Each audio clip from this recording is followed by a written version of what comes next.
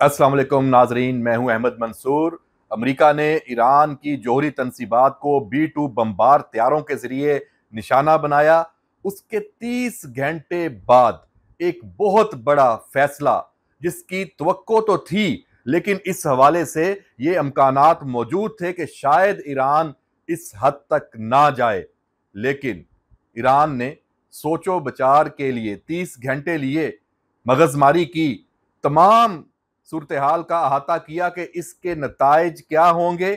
Iran के हवाले से ईरान के अवाम को क्या मुश्किल सूरत हाल और चैलेंजेस का सामना करना पड़ सकता है, मौजूदा जो ईरानी रजीम है उसके लिए भी ये कोई आसान फैसला नहीं है। यकीनन अमेरिका ने और इसराइल ने कोई ऑप्शन तो नहीं छोड़ा था, लेकिन फिर भी चाहे अक़वाम मुत्तहिदा की सलामती कौंसिल का इजलास हो, ईरान के दोस्त ममालिक हों, दुनिया हो, वो ईरान से ही बर्दाश्त और तहम्मुल के मुजाहरे की अपील करती नजर आ रही थी। फौरी बात तो ईरान ने इसराइल पे एक अटैक किया था, जैसे ही ये बमबार तैयारे B-2 इन्होंने ईरानी जौहरी तनसीबात पर हमला किया था, लेकिन उसके बाद फिर खामोशी हो गई थी। फिर था, जवाब जरूर था कि ईरान देगा, और ये उन्होंने कहा था कि अब हम अमरीकी जो हदाफ हैं उनको भी निशाना बनाएंगे, और ये अमरीका इस जंग में आ गया है तो अब उसको भी एक दुश्मन की तरह लिया जाएगा। ईरान तो हमेशा से इसराइल और अमेरिका दोनों को एक दुश्मन के तौर पे ही लेता है, लेकिन जो बड़ा फैसला वो खुद ईरान की मुसल्लह अफवाज के जो सरबराह हैं, जो नए सरबराह हैं, chief of general staff Iran की मुसल्लह अफवाज के जनरल मूसवी, उन्होंने ये ऐलान कर दिया है। और ये जो सोचो विचार हुई है, इसमें पूरी जो क़यादत है, सुप्रीम लीडर से लेके ईरान के सदर, तमाम इंटेलिजेंस, IRGC और ईरान की जो दीगर फोर्सेस हैं, क्या हुआ है जनाब? फैसला ये हुआ है, जनरल मूसवी ये कहते हैं कि ईरान की मुकद्दस सरजमीन पर हमला नाकाबिले बर्दाश्त है। अमेरिका और इसराइल दोनों को सख्त सजा दी जाएगी। ईरान की मुसल्लह अफवाज को अमरीकी मफादात पर कार्रवाई की खुली इजाजत मिल गई है। ये है सबसे बड़ी खबर इस खित्ते की, जिसने सूरत हाल को मजीद संगीन बना दिया है और एक तवील जंग की बुनियाद रखी जा चुकी है। इन 30 घंटों में ईरान ने एक तवील जंग की तैयारी को भी हतमी शक्ल दी है। अपने जो उसकी फौजी ताकत है, मिसाइल पावर है, उसको मजीद महफूज बनाने के इकदामात भी किए हैं, क्योंकि इसराइल और अमेरिका का जो अगला निशाना है वो ईरान की यही मिसाइल पावर है। क्योंकि उन्हें पता है कि ईरान जब इसराइल पे हमला करेगा या खित्ते में मौजूद अमरीकी मफादात पर हमला करेगा तो इन्हीं मिसाइलों से करेगा, जिनको रोकने के लिए इसराइल और अमरीका का जो दिफाई निज़ाम है वो नाकाम साबित हो चुका है। ये मिसाइल फायर होते हैं और अपने हदाफ पर गिरते हैं और तबाही मचाते हैं। आयरन डोम हो, एरो 3 हो, या अमरीकी थार्ड हो, या दीगर जो मिसाइल डिफेंस सिस्टम्स हैं, वो मुकम्मल तौर पे रोकने में कामयाब नहीं हो पा रहे। इसलिए ईरान ने भी एक तो अपने इस मिसाइल जो इसकी कुव्वत है उसको बरकरार रखने के लिए, उसको महफूज बनाने के लिए, और नई प्रोडक्शन, नए मिसाइल बनाने के लिए जो उनकी फैक्ट्रियां हैं और खुफिया मकामात पे, वहां भी काम तेज कर दिया है। इसके साथ साथ क्योंकि जो खित्ते में अमरीकी मुफादात हैं उनको निशाना बनाना है और जंग एक तवील मरहले में दाखिल होने जा रही है, तो उसके लिए जो ईरान की प्रॉक्सीज हैं उनके साथ निगोसिएशन, बातचीत और उनकी सपोर्ट,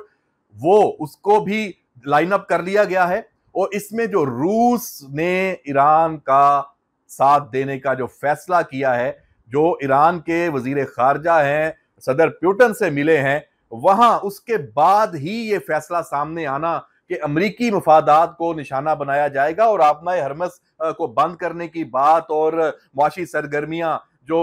इलाके के समंदर हैं वहां पे तेल की आमदोरफ्त, सबको निशाना बनाना, तो ये एक ऐसा चैलेंज है जिसके बाद अब अमेरिका और इसराइल एक तो ईरान पर जवाबी हमले, जवाबी कार्रवाई भी करेंगे, लेकिन इसके साथ साथ अब उनका जो दबाव है वो खित्ते के दीगर ममालिक पे भी होगा और दुनिया पे होगा कि देखें जी, ये तो अब आप भी इसमें शामिल हो गए हैं नुकसानात में, जो आपको भी इस जंग के और ईरान के इकदामात से नुकसान होंगे तो आप भी इस जंग में आए। अपना कोई नहीं बताएंगे कि भाई ये जंग शुरू हमने की है, ईरान को मुश्तल हमने किया है, इश्तियाल हमने दिलाया है, और बिल्कुल कोई जायज वजह नहीं बनाई, एक नाजायज वजह बनाई है। और सलामती कौंसिल से लेके OIC से लेके हर जगह खुद अमेरिका के अंदर से भी आवाजें उठ रही हैं कि आप सदर ट्रंप के खिलाफ भी, कि आप एकदम इस जंग में जो शामिल हो गए हैं वो उसके खिलाफ मुजाहरे शुरू हो गए हैं। जो ईरानी जो अस्करी क्यादत है ये इस अज़म का फिर ये बिल्कुल लेटेस्ट इजहार किया है कि इस्लामी जमहूरिया ईरान कभी पीछे नहीं हटेगा, और इस ऐलान के साथ ही इसराइल पर मिसाइलों की जो एक नई वेव है वो उसका हमला हो गया है। इसराइल के जो शहर हैं, यरूशलेम है, तेल अवीव है और हाइफा और दीगर शहर, वहां जो मिसाइल वो अपना काम दिखा रहे हैं। जो इसराइल का जो डिफेंस सिस्टम है वो भी एक्टिवेट है। लेकिन अब ये सिर्फ एक वेव की बात नहीं है, ये एक तवील जंग है, और पाकिस्तान इसमें बहुत मुश्किल सूरत हाल में है। पाकिस्तान की इकोनॉमी को भी ले लें, और पाकिस्तान का एक दोस्त मुल्क है, हमसाया है, वहां पे जब ये जंग है, और मशरक़ वुस्ता में तो तमाम तो जितने भी मुमालिक हैं वो पाकिस्तान उनसे बराह रास्त मुंसलिक है। तो पाकिस्तान की कौमी सलामती कमेटी का जो इजलास है उसकी अलग से तफसील कि उसमें क्या फैसले होंगे, लेकिन उससे जुड़ी सिर्फ एक बात जनाब, उस इजलास से पहले जो ईरानी सफीर हैं पाकिस्तान में, उनकी मुलाकात होना वजीर आजम से, और ऐसे वक्त में जब अस्करी क्यादत भी कौमी सलामती कमेटी के इजलास में शिरकत के लिए वहां मौजूद,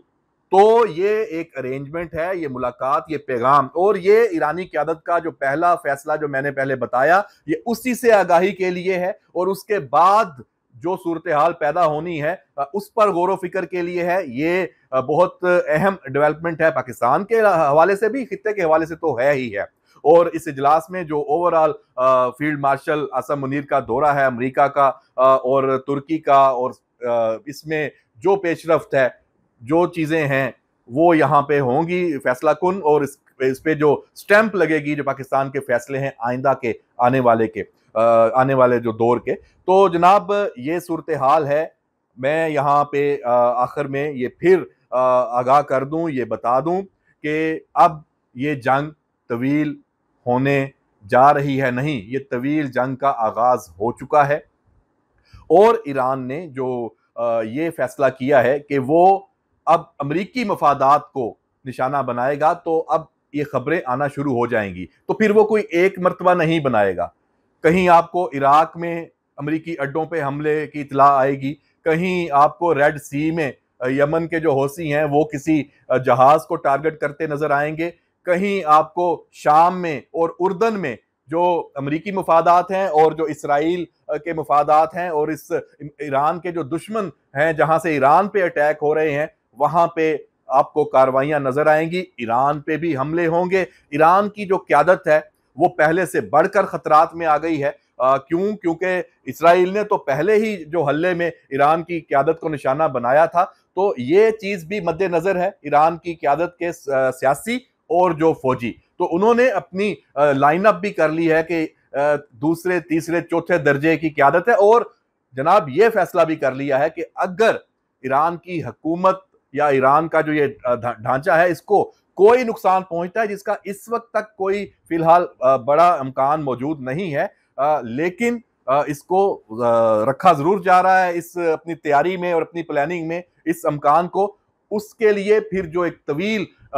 एक आप कह लें इंसर्जेंसी है अगर, और जो खित्ते में जो ऐसे अटैक्स हैं जिनको आप कह सकते हैं कि जैसे पाकिस्तान में और दुनिया इसको दहशतगर्दी की जंग कहती है, तो फिर ईरान इससे भी पीछे नहीं हटेगा। ईरान तमाम तर वसाइल अपने झोंकने जा रहा है, और उसने फैसला कर लिया है कि आर या पार, और अपनी जो तारीख है उसको रकम करना है। कि सूरत हाल बिल्कुल भी कोई ऐसी नहीं है कि इससे दुनिया मुतासर नहीं होगी। दुनिया एक शदीद खतरे में आ चुकी है। आगाज इसराइल ने किया है और उसको बढ़ावा अमेरिका ने दिया है, और ईरान भी पीछे नहीं हट रहा। देखते हैं आगे क्या होता है। इस सारी सूरत हाल पर नजर रखेंगे। इजाजत दीजिए, अल्लाह हाफिज।